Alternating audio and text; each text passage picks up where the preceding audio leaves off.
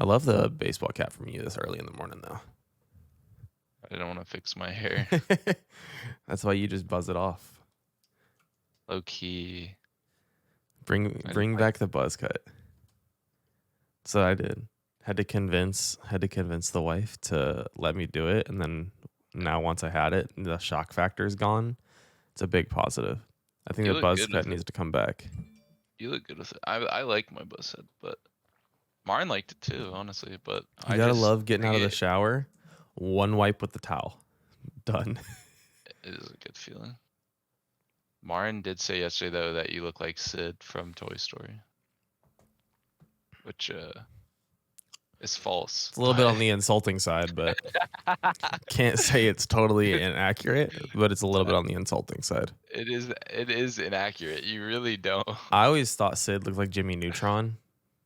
Like if Jimmy Neutron has He the Jimmy shaved his Neutron hair. face. Yeah. Like Jimmy Neutron in puberty. I can agree with that. That's- There are people that look like Sid. And Oh yeah. That's not a hard look to pull off. it's Like basically just skinhead. braces, like- buzzed hair, a little bit of acne. Be young, white, and look like you come from a racist family and have a buzz cut. Sid. Be looking like your parents told you just go outside and don't come back in until dinner. Yeah, exactly. Play with the mud for the next 10 hours. Yeah. Cool.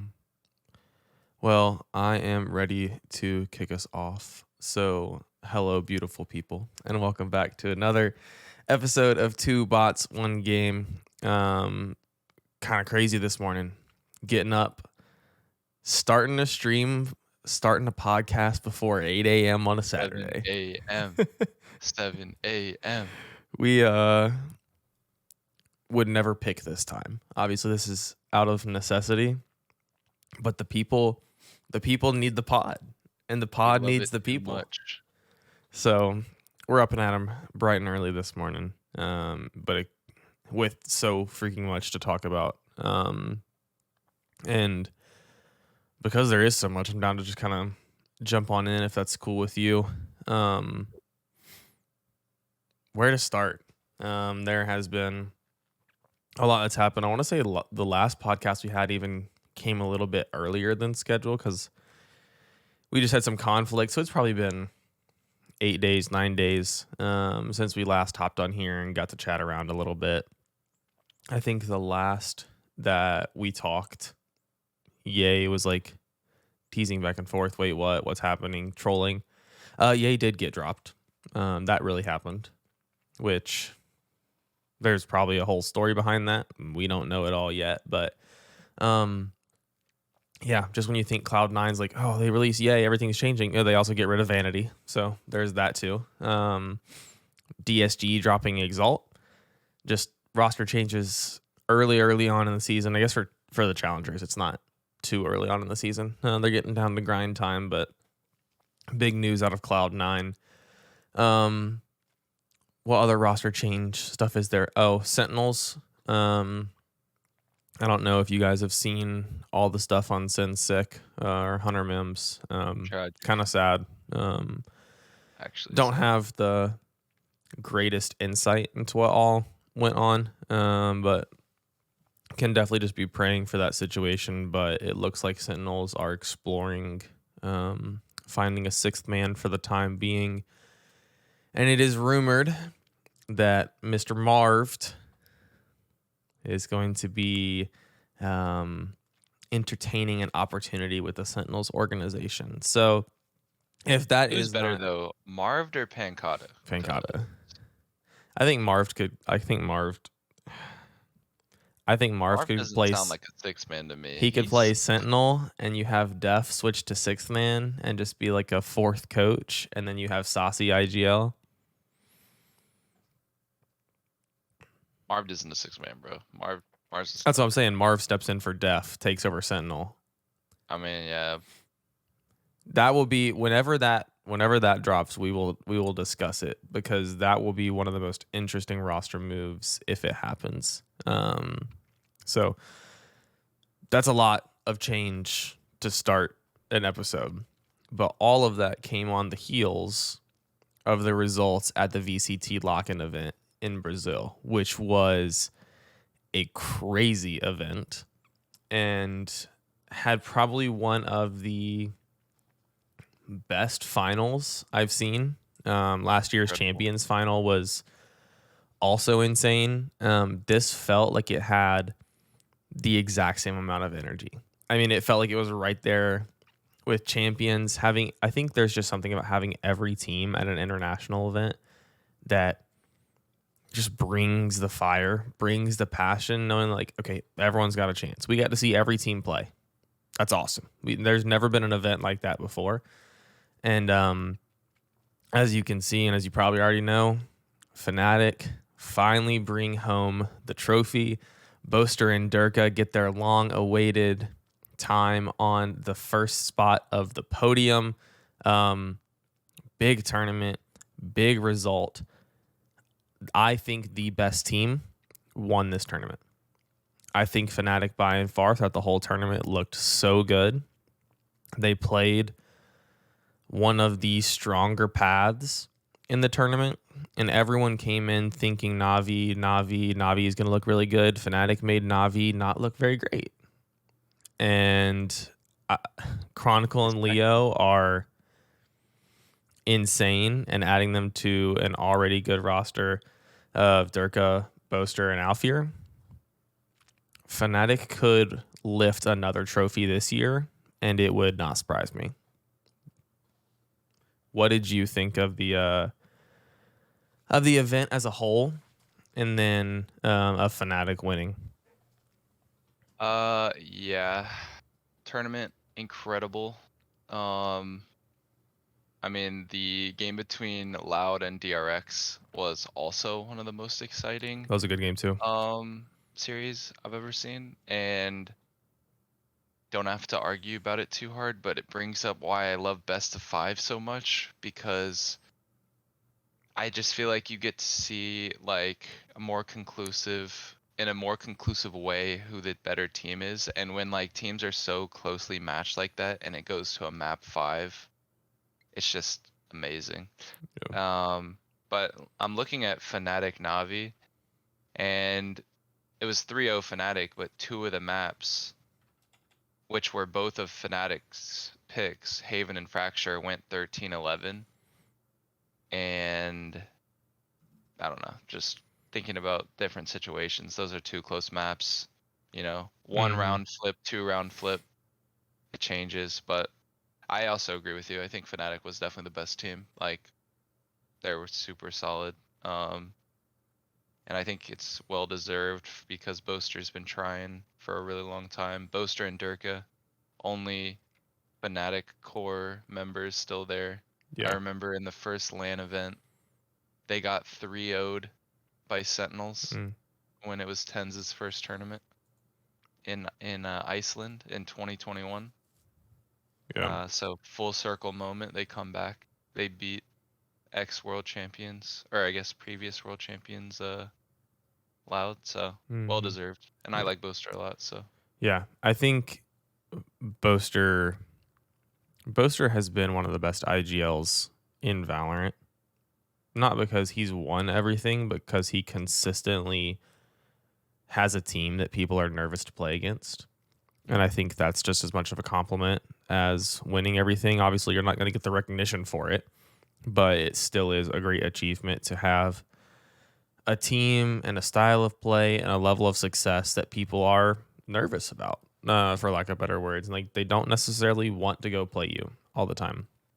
I think that whenever you look at this new Fnatic roster, you are looking at a roster where you could almost make an argument that every player on this roster can be in the conversation for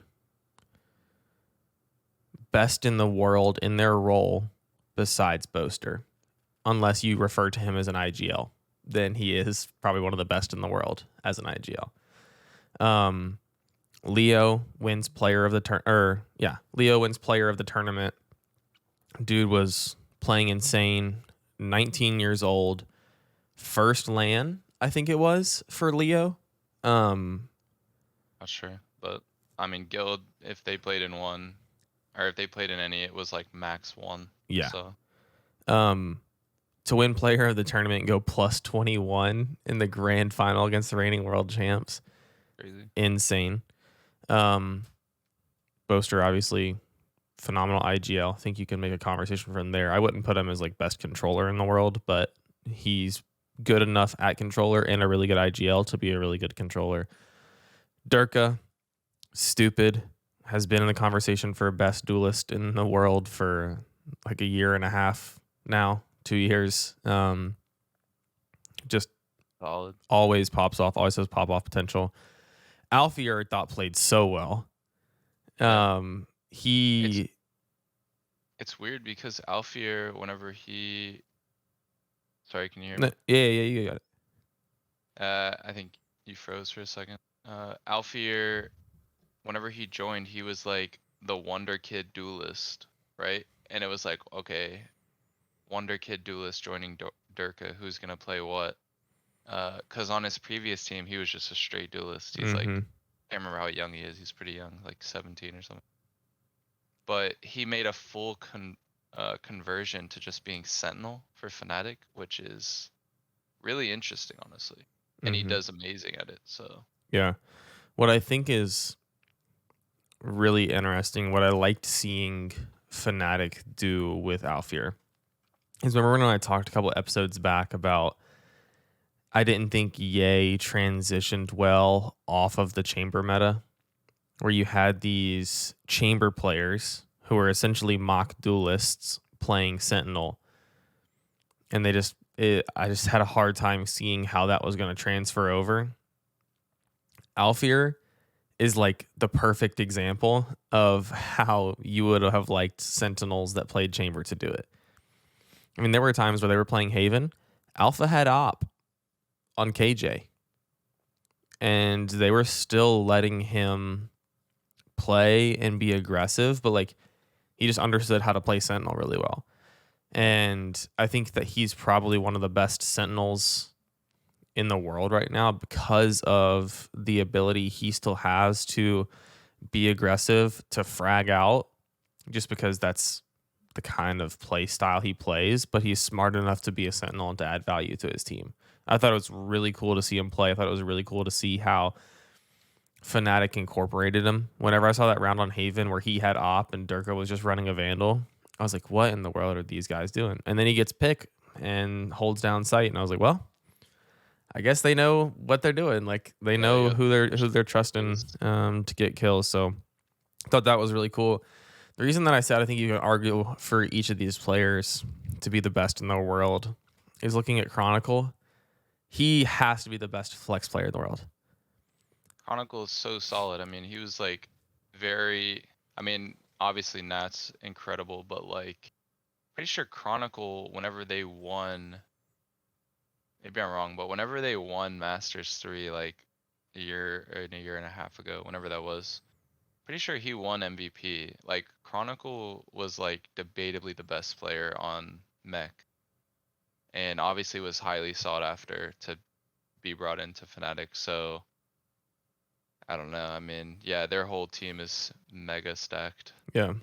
But I don't think, and I didn't fact check this, so sorry, but I doubt there's ever been a single person in Valorant who has played 5 or all 4 classes of agents in a best of 5. Chronicle played 2 initiators, a duelist, a controller, and a sentinel. And that is insane to have that level of flex across a map pool.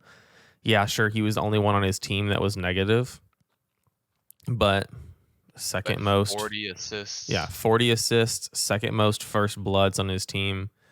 That's Just a good crazy Valorant impact. player.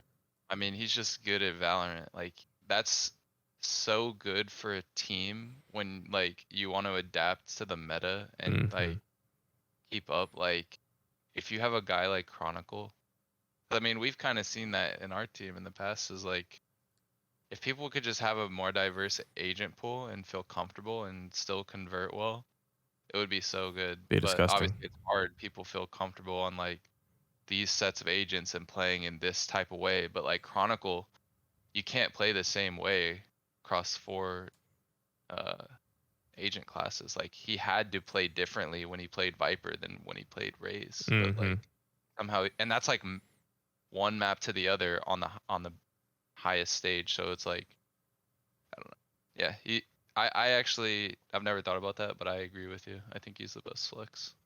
Yeah. Just because I don't think there's anybody flexing as hard as he's flexing.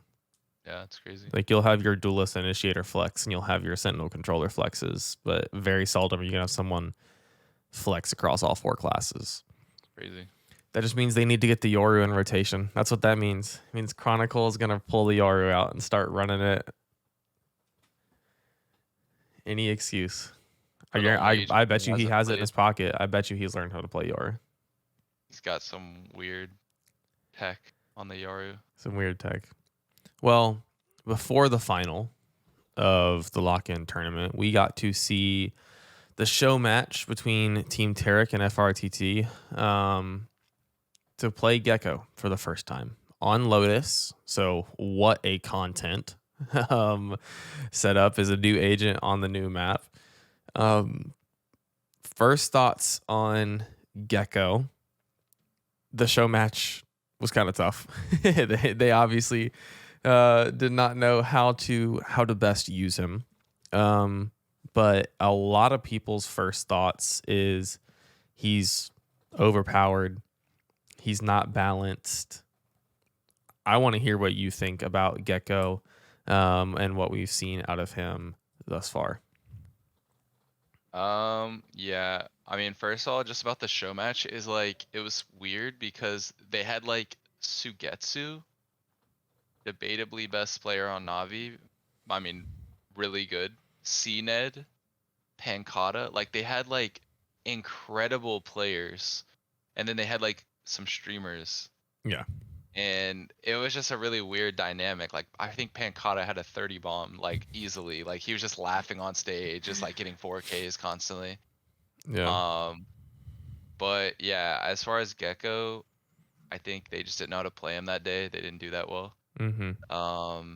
But also in my own experience playing so far over the past few days, I've I've yet to see like a Gekko like match MVP or team MVP like and really pop off. So I honestly don't feel like Gekko's overpowered at all. I mean, I think he seems pretty balanced. Maybe people don't know how to play him yet, and once they fit in to playing him better more, Yeah. maybe then he'll feel overpowered. But I think he has like really interesting things about him that are unique to only him. Like you can pick up the abilities and reuse them, which Mm-hmm. is good and like is kind of crazy that I could use a flash 5 times You in a use your round. ultimate multiple times. I could use my ult twice, but the thing is, whenever you pick it up, there's an inherent risk to it, Yeah. and so it kind of adds this dilemma of like, yes, you can have multiple pieces of utility, and if you're only using one piece of utility per round, you're not really playing the agent the way you should because Yeah. you need to use it more. But in order to do that, you kind of have to either have a team that covers you, or you like have to figure out the situations because there's an inherent risk of doing that. So it's interesting. Yeah, no, it's really interesting. I'm kind of with you. I don't think he's overpowered. I know everyone on Twitter, he's like he's overpowered, he's busted, he's busted. You can break every piece of his util by shooting it except for his molly. Yeah. You can break wingman, you can break his flash, you can break his ultimate like a sky dog. 200 HP. I mean, 5 Vandal bullets. Yeah, like Not crazy. you and another homie shooting at it, or you pull a shorty out or a shotgun out, like. I've seen it broken like multiple times. And once people realize that, I think he's gonna be even less effective. Because It's kind of like Reyna, right? Why does Reyna not great? Because her flash is not that good. Like Very everyone just cool. now shoots her flash. Like you Yeah. should know at a higher level of Valorant, you just shoot the Reyna flash, and then you still have time to flick down most of the time. Their reactions are so fast they can just like instantly shoot it. So Yeah. it's basically like it's not even there. But So with the yeah, Gekko utility, um, I think that's the case. Now his Molly, his Molly's crazy. That thing covers so much area. I saw people that were testing some lineups with it. If you landed on top of the Jenny on A site ascent, it covers the entire Jenny and everything around it.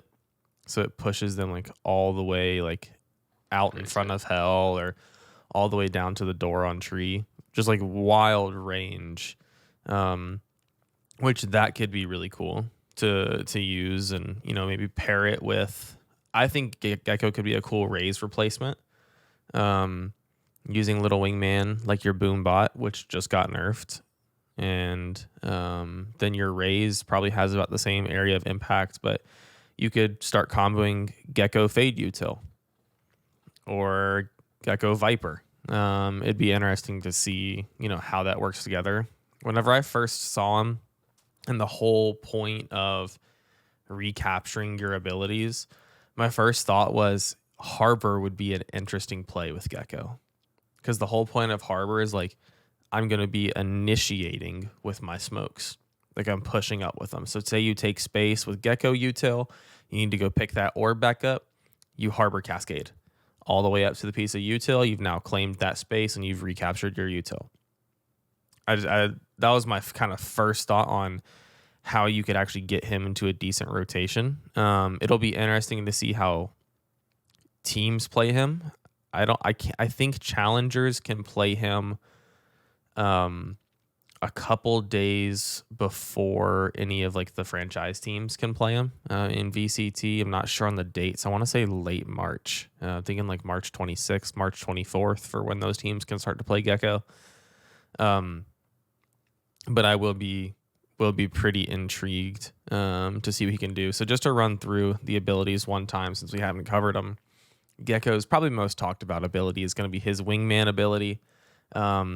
He fires it just like a Roomba. So the raised boom bot bounces off walls, has a duration. Whenever it notices an enemy, instead of exploding and doing damage, it stuns them like a breach concuss or anything like that.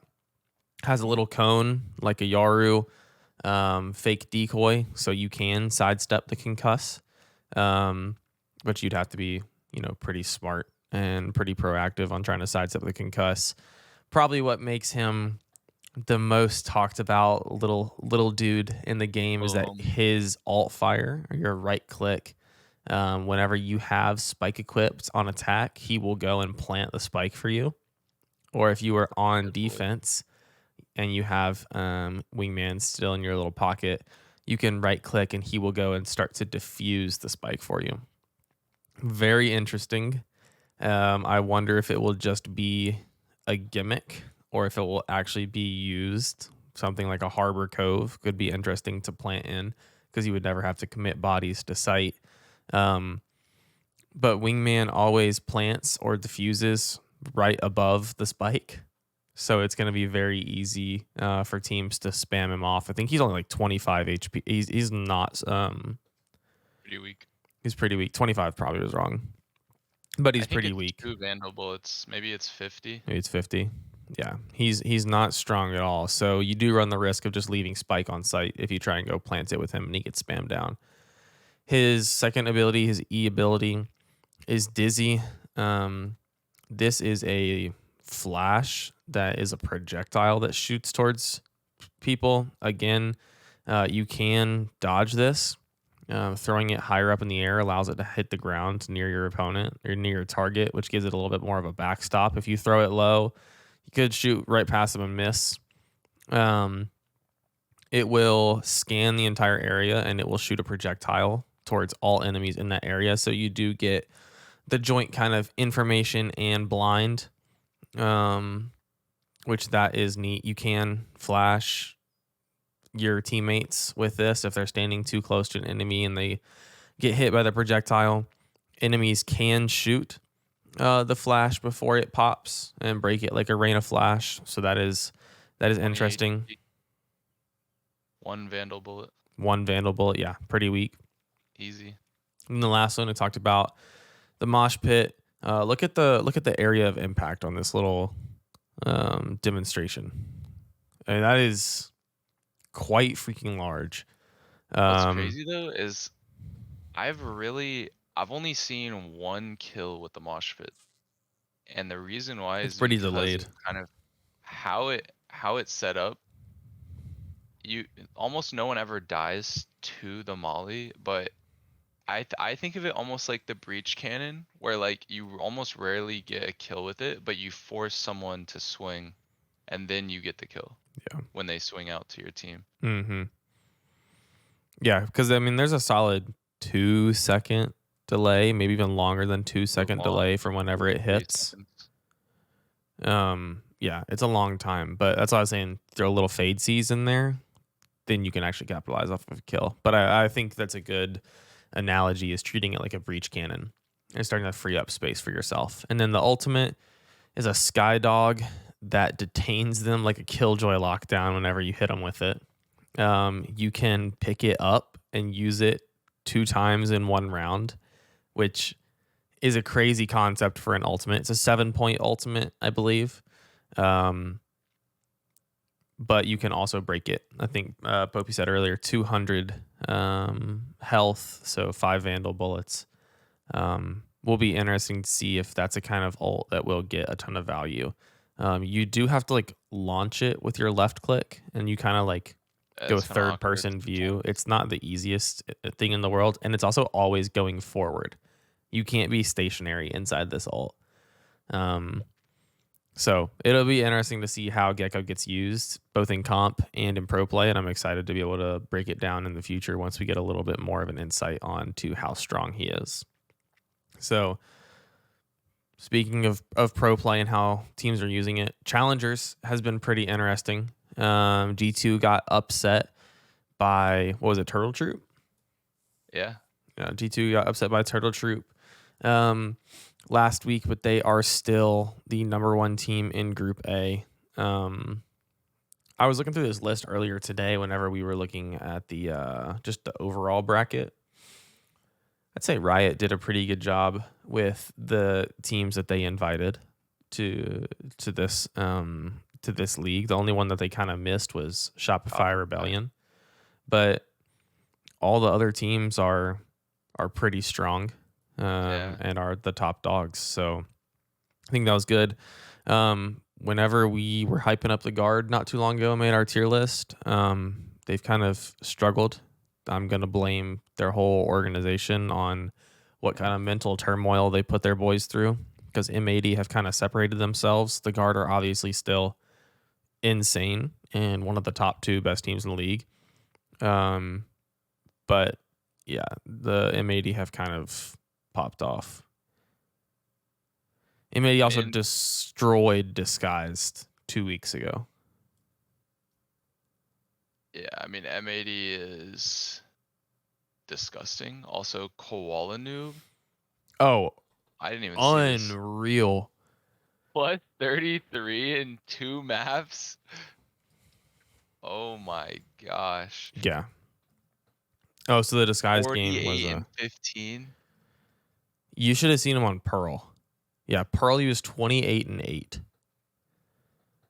Was hitting everything on the op. It was insane. He played so freaking well. Koala Noob. Hey. He might be better than I thought he was. Possible best jet. Ooh.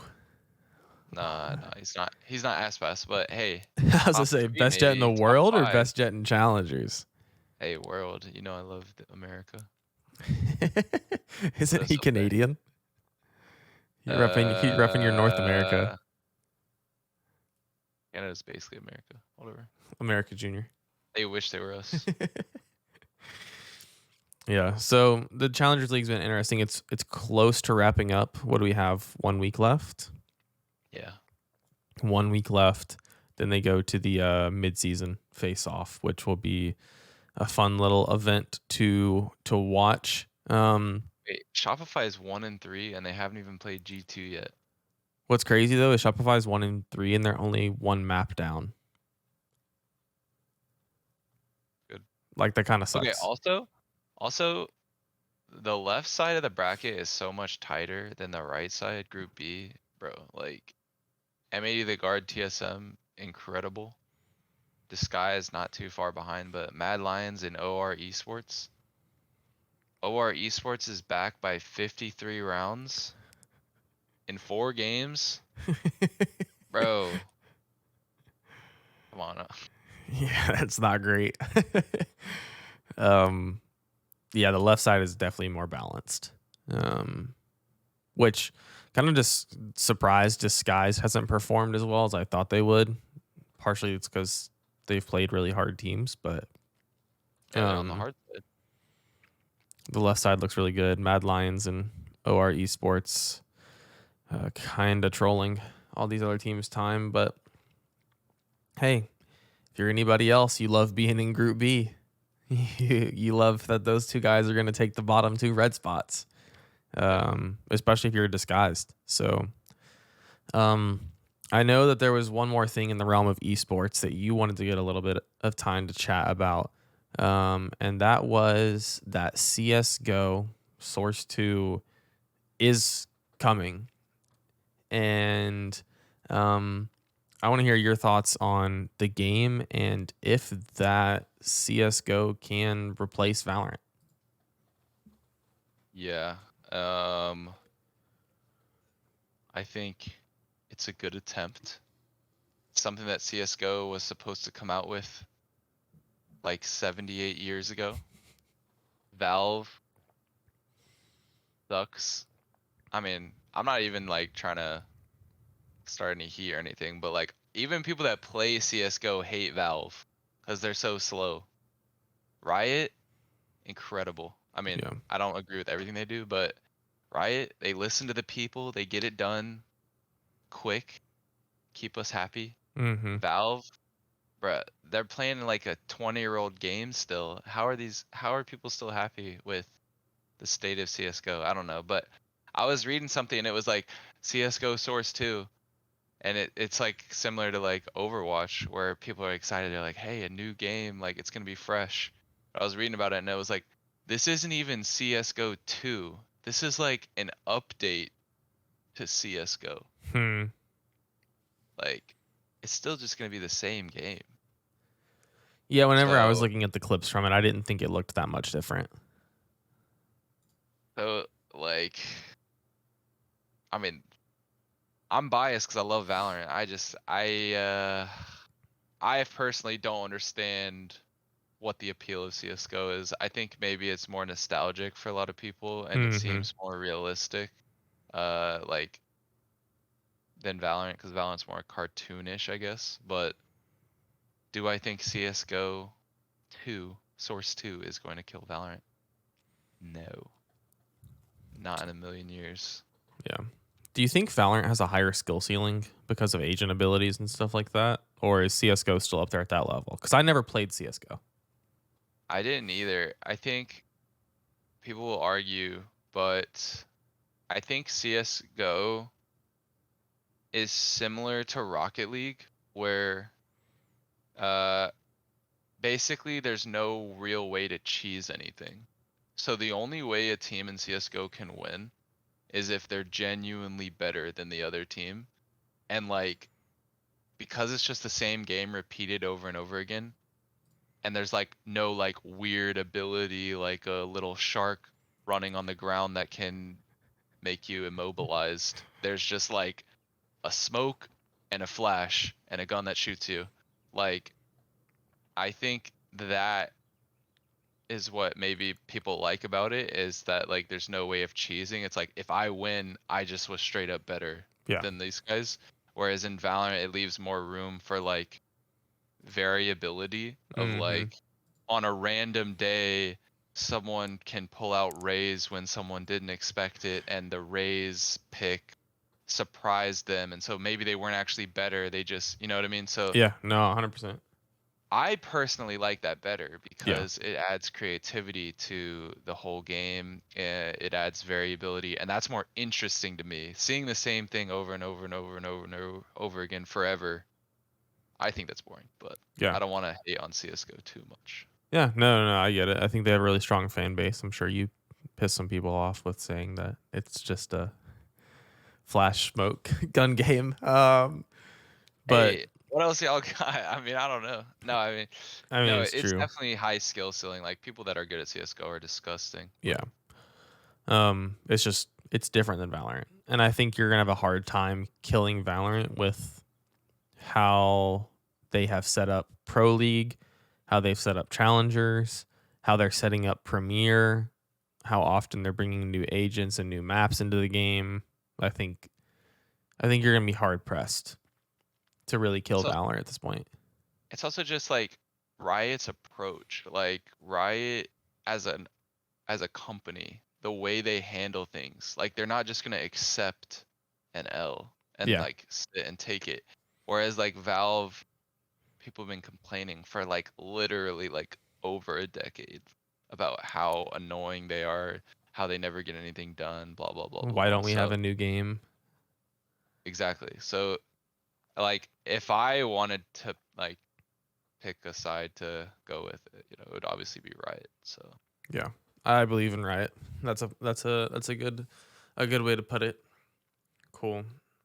Well, I think we covered a lot very quickly. That's the thing that's pretty good for us. Is we're normally not on the speedy side of things, but we had a packed full episode, and it was cool to make it work. So thank you all for joining in today. As always, we appreciate you being here, supporting the podcast and supporting what we do to try and grow our brand and make this dream a reality for us and for everybody else that we're able to be a part of. So thank you guys for that. As always, come check us out live on stream. It's twitch.tv/DCPL Sulli, not Coach Sully. Forgot that I updated that there for our last time. So sorry for the false propaganda in a previous podcast. If you would be so inclined, please follow us on Twitter and on YouTube. It's both Two Bots, One Game. And make sure to join us next week. See you guys. peace. Peace.